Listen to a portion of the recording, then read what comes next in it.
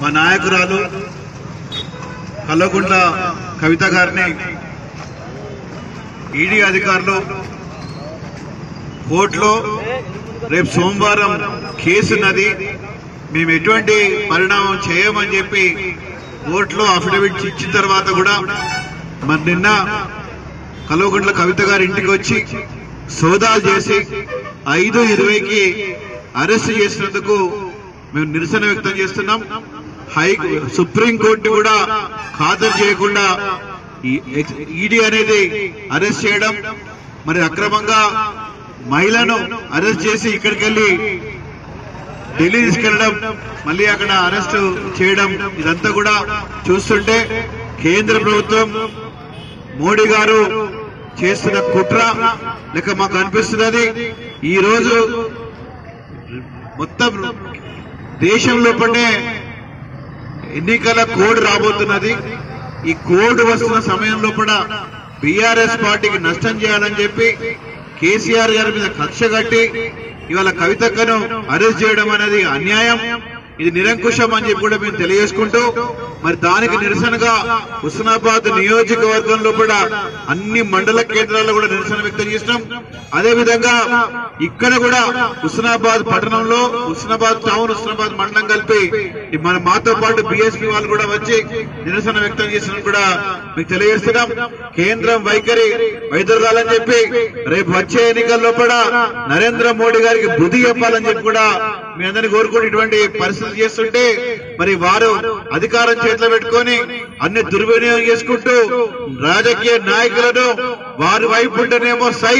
వారి వైపు లేకపోతే కై అన్నట్టు మరి కొట్లాడ దిగుతున్న వాళ్ళు, మరి ఇటువంటి వైఖరిని మాత్రం ఖచ్చితంగా మేము ఖండిస్తున్నామని చెప్పి తెలియజేసుకుంటూ, భారతదేశం ఏదైతుందో స్వతంత్ర భారతదేశం, ఇది democratic country, secular country, socialist country, అందరినీ కూడా తీసుకొని పోయే బాధ్యత ఇవాళ ప్రధానమంత్రికి ఉన్నదో అది ఉన్నది. ఆ బాధ్యతను పక్కబెట్టి కేవలం వాళ్ళ పార్టీకి సంబంధించిన వాళ్ళకే, వాళ్ళకి సపోర్ట్ చేసే వాళ్ళకి దగ్గర తీసుకొని వేరే పార్టీలను అంచివేసే కార్యక్రమంలో కూడా ఇవాళ మోడీ గారు చేస్తున్న వైఖరి మంచిది కాదని చెప్పి, ఇదే కొనసాగితే తప్పకుండా మా నిరసన కార్యక్రమాలు బీఆర్ఎస్ పార్టీ ఇంకా అధికంగా చేసుకుంటూ వెళ్తుందని చెప్పి కూడా మళ్ళీ ఒకసారి మీకు తెలియజేసుకుంటూ, మరి మళ్ళీ వెంటనే కవితక్క గారిని విడుదల చేయాలని చెప్పి మీ ద్వారా కోరుకుంటూ, జై తెలంగాణ.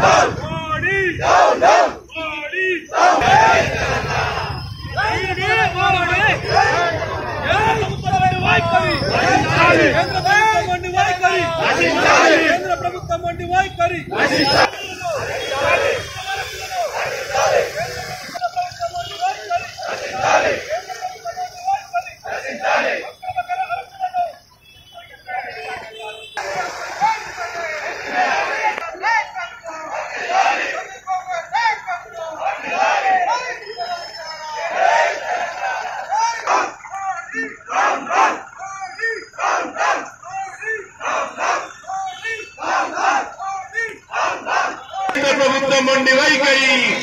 కేసీఆర్ గారి నాయకత్వం, కేంద్ర ప్రభుత్వం మొండి వైఖరి, మోడీ మోడీ మోడీ కవితక్కను వెంటనే